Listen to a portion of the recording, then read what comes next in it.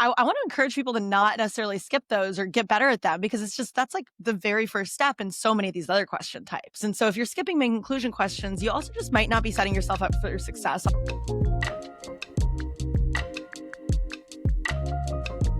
Hi, everyone. It's the 7-Stage LSAT podcast. I'm Henry. That's Bailey. And yeah, we're going to get into it. Bailey, how are we doing today? I'm doing pretty good. How are you doing, Henry? Oh, living the dream, as always. Every day I Now we're get to be living the on. dream very close to each other. I know. Yet, nevertheless, we're still through Zoom here. I Um, know. We could do it in person one day if we yeah. plan for it. I'd have to bring my microphone. I feel like it'd be weird to talk to each other, True, without the that'd be mic. so Yeah, weird. exactly. We could just, I mean, We detach share a this. mic. Yeah. Yeah, exactly. We can live Good stream it. stuff. With one viewer. In any case, today we're going to be talking about overrepresentation and underrepresentation. Shall we? We shall, and we should probably add more context to that because that really could go in any direction. Right. In Um, this overrepresentation, we're talking about LSAT questions. Very good, very smart. Yeah, specifically LR questions, just like what proportion of these questions that, well, just all the question types, but especially the ones that people think are harder or maybe experience a little bit more difficulty with, which ones of them are actually more likely to be 5 or 4 star questions so that you can kind of make decisions game time in terms of what do I skip? What do I spend my time on? What do I make sure that I'm not wasting time on other questions? Yeah, I think maybe we could start too by talking about like the upshot here. Whereas a big question that people would like answered is when to skip a problem and when to not skip a problem, power through. And one of the tools that you can use is to ask yourself, well, if this question is worth as much as any question, because they're all worth the same, but this question is especially hard and you're having difficulty with it, it's probably worth skipping it so you can make your way to a potentially easier question, one that you'd probably have a better chance of getting. The problem is you can't exactly know whether or not a question is hard. They don't give Right. you a star indicator on the test, unfortunately, and so you have to True. go with other tools or indications as to whether or not the question is hard. Um, Maybe before we get into the actual numbers, I don't know, Bailey, do you have any insight on when you think are some telltale signs that a question might be more difficult? Yeah, and okay, well, I'm like, yes, but I think also there's just so many different levels of difficulty or I guess relative difficulty. It's more of kind of a personal, not Hmm. preference thing, but just what's tough for you. I mean, in general, there are definitely like more densely worded questions where you maybe struggle to even identify what the I'm like what the stimulus is. Yeah, no, you can hopefully figure out what the stimulus is, but where the conclusion in the stimulus is, those might be like an immediate sign that it might not be as easy of a question. You might want to spend your time elsewhere. But I think that's a very good first step is just checking out your 7 Sage analytics and figuring out Hmm. what are your higher priority question types. Of course, big picture, that's the kind of stuff that you want to be drilling every week, like going through, doing smaller sets of those questions, really trying to increase your accuracy on those. But when you get to the actual test, or even a PT every week to kind of start implementing these different skipping strategies, you might want to start catering what you are spending your time on versus what you're not spending as much time on to just where your highest priority question types are. In other words, questions that you miss a lot and also they're likely to come up on the test. Yeah, I mean, I'm glad you're mentioning that because we're about to go into aggregate numbers, and of Right. course, across a wide set of people, these are going to be averages. But for any individual person, as you mentioned, you're going to have your own strengths and difficulties, and so you shouldn't necessarily take this the information we're about to give you as law. Or I mean, sure, you could take it. Law is not the right. You should. It can inform your decision, but it shouldn't be the sole criteria in deciding whether or not you should skip something. Our Agreed. wonderful social media manager and producer has put together some great graphs. Eric, thank you. Not Thank you, only are Eric. they accurate and informative, but they're also very pretty. And I'd recommend you follow us on Instagram so you can look along. Maybe there'll be a link in the show notes too. So I think we might have to go through overrepresentation and underrepresentation for this to really make sense. Right. Bailey, do you want to talk a little bit about like what overrepresentation is in general? Yeah, so it's like when these questions that you're expecting to show up, well, are we expecting these questions to show up in general about the same amount each time? Not necessarily. So there could either be overrepresentation of the difficulty level in these questions or Mhm. also just like the question itself, like flaw, Yes. necessary assumption, MSS, weekend. Those are really common question types. And so immediately just thinking about those, you're going to see them a lot on the test, like in terms of overrepresentation. If all of these questions were supposed to show up like the exact same amount of times as each other in terms of question types, that's not the case. And so you're going to see a few more flaw questions, NA, MSS, strengthen and weaken per section in Mm. general. And then beyond that, we can just get into like, well, in terms of those proportions, which ones are more likely to be 4 and 5 star difficulty? Yeah, no, for sure. So one of the metrics to think about, overrepresentation. I mean, in real life too, you can imagine a town where maybe 30% of the people are Spanish speakers, well, and then you have bus drivers or baker. Let's go with bakers in that town, right? And you think about the bakers. What would you expect the percentage of bakers to be that would be Spanish speakers in a town of 30%? What would your Well, expectation be? okay, wait. The percentage of bakers who are Spanish speakers, Yeah. I have no idea. How do Well, I know? you'd probably if everything was representative, you'd expect Oh, I see 30% what of you're the saying. bakers, right? 30% of the bakers. Yeah. I was Yes, like, yeah, well, I don't know how many Spanish speakers are bakers, and that's exactly what you're getting at. yeah, right. You don't know, so you would expect there to be 30% if there was a perfect level of representation in baking. But if you were to find out that 100% of the bakers are Spanish speakers, then you would say that they're Right. overrepresented. Oh my God, sorry, it's Friday, it's early, I'm tired. This matcha Me hasn't too, hit yet. man. Yeah. And the reason why, and maybe you have a 13% of the town is men, crazy town, okay, but sure, 13% of the town is men, I uh, like that town. but 100% or 50% or even 20% of the bus drivers are men, you would still say that they are overrepresented, Mm. because the men, they make up a smaller percentage of the town, but a larger percentage of the bus drivers.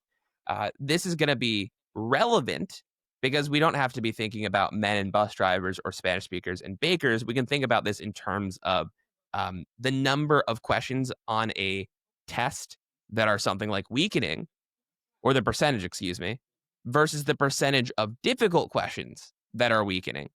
And we can determine whether or not something is overrepresented or underrepresented. And so the graph we're going to be going on here are the most commonly used questions, where you're expected to see at least one of these, definitely more, on some of these questions. And then we're going to compare that with how often they're used in difficult questions, right? What percentage of the difficult questions do these make up? Let's take a look at the most common question type on this test. It's flaw. You want to hazard a guess about what percentage of questions on this test are flaw questions, Bailey? So I would expect maybe that, these are all equal, but they're not actually equally represented. And so if we're actually looking at how many, like what percent of the overall questions flaw has, takes up 14.6% of those questions. So Right. pretty common here. And maybe that sounds like, oh, wait, that's kind of a small amount. But if it was all equal, it would be like 5-ish% of the questions each. And Yeah. so definitely going to Yes. be wanting to, number one, while you're studying, focus a lot on flaw questions. How do you get better at those? You pre-phrase, you figure out what's the gap or the hole in the reasoning in the first place.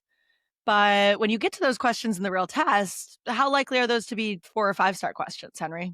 Yeah. So, assuming that a flaw question, or like about 14.6% of the questions are flaw questions, you would expect that to map on evenly to the percentage of difficult questions that are flaw and the percentage of the hardest questions that are flaw. But it actually doesn't, right? Of the 5-star questions, it's about 12.6% of them that are flaw.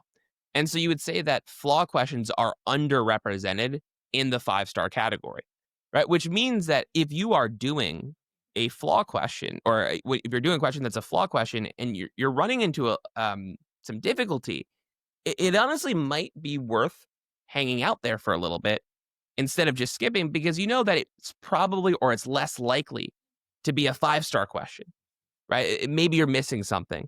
You need to reread. But it's less likely to be a question that's well beyond your reach. And so I think Right. how you can interpret these numbers is that when you're studying, you should probably be looking at the black bar here, right? What percentage of the LSAT is this question type? because you get a lot of bang for your buck when you're looking at a flaw question. But when you're actually executing on the test, you can ask yourself, like, okay, but are these overrepresented or underrepresented in the hard category? They're underrepresented, which means that this would probably not be as good of a candidate to skip on. It is about even though, right? And there's going to be some more, I would say egregious, but some bigger gaps as we move along the question types. Maybe we could jump to weakening to give a pretty good example here. So weakening questions are 8% of this test. Right? So 8% of this test, you're going to encounter a weakening question.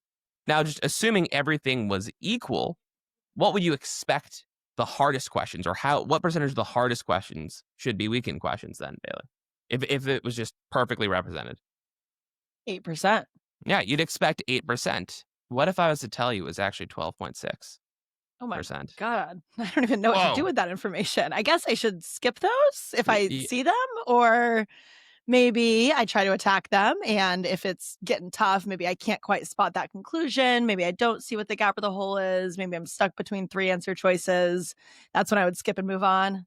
Yeah. Yeah. No, I mean, I think that's exactly right. And I think too, I like that you're saying it's like, I don't really know what to do with this information because it's not something that you need to like, you shouldn't take this as I was full on kidding. law. No, no, but Right, really but though, it's true. like, I mean, this is like, we're talking about marginal gains here, right? This is not something that's going to be the big difference maker. Right. But it's one of these little things that in combination with other little things, it can be helpful. And I think you're right, right? Where you encounter a really difficult weekend question or a weekend question that you're having trouble on, it is more likely that that's like a 5-star question, right? It is vastly overrepresented in the 5-star category, which means that if you're having trouble, powering through might not be worth it. This might be a question that's worth skipping because you know that the odds are that, oh, I'm having trouble on this, and it's a difficult question to begin with, or it's overrepresented in the difficult category. I should keep on trying to move, so maybe I can get to one of these questions that are underrepresented in the 5-star that are more likely to be easy. Maybe we could talk about like something like MSS, right? MSS is Right. one of these questions that is underrepresented in the difficult category. 9% of questions are MSS, but only a little bit under 5% of the hardest questions are MSS. So maybe you had a really hard weakening question or a weakening question that you're having a lot of difficulty on. And you're like, okay, well, wait a minute. This is probably a 5-star question. You go to the next question. It's MSS. You have a little bit of difficulty, but you say, but wait a minute. Henry and Right. Bailey just told me that these are underrepresented in the difficult category. Let me sit down for a little bit here. All right. Let me hunker down and try to actually tackle this problem. Um, yeah. And I Right. mean, should we do the entire graph? Maybe we could just do a quick overview of the questions that are overrepresented that would probably be good to skip on. And Right. then a quick overview of the underrepresented questions that would probably be questions that would be worth hunkering down on. Right. So necessary assumption and weakening questions are vastly overrepresented in the difficult category. And so if you have difficulty on these, again, we'd recommend skipping. The other 2 questions that are really overrepresented are the parallel questions, parallel flaw and parallel method of reasoning, where these make up a really quite a small percentage of the test. It's a little under 4% for both of them. But for parallel flaw, 7% of the hardest questions are parallel flaw, and 5.5% of the hardest questions are parallel method of reasoning. So again, these would also be good questions that are worth skipping if one, you have trouble on them, or two, you're trying to do it and you're having some trouble. Probably means is it's a really hard question, and there's going to be some lower hanging fruit if you skip it.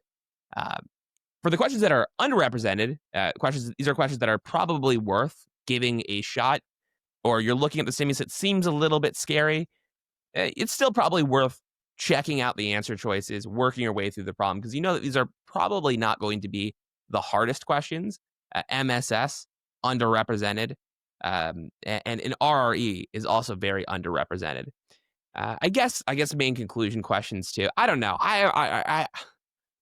Is anyone skipping main conclusion questions? I hope Maybe. not. Yeah, Yeah. let's encourage people to not, because I think that big picture. I mean, sometimes people get scared of those. They start missing them, and they're like, "Oh no, why am I missing these? I thought that I should be good at these." Big picture, like, just make sure that you have strategy in your process, Right. because you can totally get those right. I think not enough people are doing like a test for what actually receives support or lends support in the argument. Just, why do I Mm. have reason to believe this? You're thinking Yeah. something's a main conclusion, got to point to reason other than that sentence to believe that it's true in the stimulus. And if you can't, then it's not a conclusion. Just use that test even and you'll be fine. Like, go for these questions. Cause yeah, vastly underrepresented. Only, what was it, like 1% of, yeah, 1% of the main conclusion questions are, or sorry, 1% of the hardest questions are main conclusion, whereas it's making up 4.6% of the test. And of course, too, just going back to what Bailey mentioned before, it's not the end all be all. You also have to know yourself, and so use this information in combination with your own knowledge about your individual strengths and weaknesses. If you're really good at weakening questions, and you come up across a weakening question that you're having difficulty on, it's like I don't know. I mean, maybe that's not really worth a skip because you know you're really good at the weakening question, so you'll be able to Right. work your way through it. Whereas maybe if you're really bad at I mean, I guess I hope it's not I hope it's not, main conclusion questions, but if you really have a lot of trouble on a main conclusion question, uh, probably hang out there, even though it's, or, you know, probably hang out there because it's underrepresented in the difficult well, I don't know. Maybe you can skip it if you have a lot of sorry, now I'm going back and forth because I No, I like feel with that though. I mean, big picture, it's just like I want to encourage people to not necessarily skip those or get better at them because it's just that's like the very first step in so many of these other question types. And so if you're skipping main conclusion questions, you also just might not be setting yourself up for success on those other question types in the sense of like big picture. You totally are able to do those because it's the exact same first step that you're probably doing whenever you're answering a flaw or an NA or an essay question. I know it's So hard. It's hard to give it's any real hard. Yeah. definitive. It's hard to give any real definitive. Do this in this moment, or don't do this in this moment, because when it comes to something like skipping, it is a very personal strategy, right? Right. And so, yeah, I mean, I think this is one of the factors that you can consider. But definitely, again, know yourself. If you're bad at a particular question type, come test day. I mean, hopefully, that's not your plan to be bad on it. But if on test day, you know you have trouble with a particular question, it's probably worth a skip if you're running into a lot of difficulty. Yeah. Any closing thoughts here before Well, we? I'm curious what you do. Do you skip any questions? Do you have any Uh, question types that you Never. always What? Really? I never skipped any. Again, Nice. know yourself. You have to know yourself, right? Where it's like, eh, personally, if I even thought about skipping, I'm not thinking about any question after that. So like, I have to at least get That's an answer fair. down that I feel somewhat comfortable with. For me at least. Now that doesn't actually mean like, oh, I'm like I feel 100% confident on every answer. It Right. was more like, yeah, this feels reasonable enough to me. I'll pick it and then I'll come back to. I mean, not I'll come back to it at the end if there's nothing else. But it wasn't like a Right. plan of like, yeah, I definitely have to make this my last question. It was like, let me get an answer down. Did you skip a lot? I think you were That a makes skipper. sense. No, not super, but definitely parallel and parallel flaw. I just hated doing those in the order that they gave me them. I was Mm, like, I'm just so much more likely to slow down on these and end up accidentally spending like 3 minutes on it and then run out of time for other questions. And so, what worked a lot better for me was just as soon as I noticed that that was the tendency that I had, and makes sense also based on what we're saying in terms of them being overrepresented in the 5-star group or the 4-star group, even. I would just save those and come back to them at the end. But I would always distribute my time in the sense of like I had time to come back to those at the end. I would just remind myself, like, worst case scenario, I'd so much rather have these be the few that I miss on the section and make sure that I've distributed my time equally elsewhere so that I can just make sure that I get more of that low hanging fruit. yeah, what we should do is torture Eric by having him make another graph based on target time, and then you could put. I'm sure there's some function of difficulty representation and target time that would tell you what a good skip is. But Right. that's for another podcast where we Right. We can can get talk real about it. technical. Yeah, we can talk about it. That's for an afternoon podcast, right? Like, Yeah, we're yeah, literally going to have to do this in the afternoon if we're going to yeah, talk yeah, about yeah, that. yeah, yeah, Wait, right. one more thing to add here because I do think people are always curious about that, and it's part of these similar graphs. Is just how many easy or like 1 to 5-star questions are there even on the test, or I guess like in terms of this percentage as well. In general, the most represented one is this overrepresented at this point, I guess, is medium level difficulty, like 3-star questions. So many Mhm. people are coming to classes and they're just like, wait, so is the 5-star questions like half the test? No, no, no, no. Don't you worry. 5-star questions, the hardest level of difficulty is just 14.4% of the test, 3.7 questions on average. And you can go through and check out the rest of these. But in general, it's like a lot of these questions are going to be medium level difficulty in the sense of you can totally attack them. And if you're just worried about how many or like what proportion of these question types or sorry, not question types, but also question types, if you want to look at the other slide, I'm talking right now about the 1 to 5 star difficulty. If you're just worried about any of that, you can check these graphs out as well. Yeah, yeah, and that's to say too, it's like not every question should feel like it's 5 stars, right? It's Right. if you know that, the majority of them are 3-star, then, for the most part, it should be when you're doing the test, you should be thinking like, "Yeah, I have to work my way through the problem," but there's no individual step that's so difficult to do. Right. Yeah. Alright, well, I guess we could wrap this up. This has been, a blast. This has Talking been about really, really fun. this has been a blast talking about over and underrepresentation and Oh. what percentage of what group is what group, right? I love it so much. Wait, Yeah. really quick plug right back to the LSAT. There are some questions, like flaw questions, where, I mean, first of all, a very simple version of this is we're just thinking about, is this an unrepresentative sample, right? We're talking about Mm. overrepresentation, underrepresentation in the LSAT at large. Just remind yourself that, hey, this is a concept that also might come up on the LSAT. So, quick little, nerdy plug. Think about when you're reading some sort of stimulus that's breaking down a conclusion based on a study. Ideal experiment. Is this a large representative random sample? If it's not, if we have reason to believe that the population that we're making the conclusion about is different from the sample, amazing. That might be the flaw.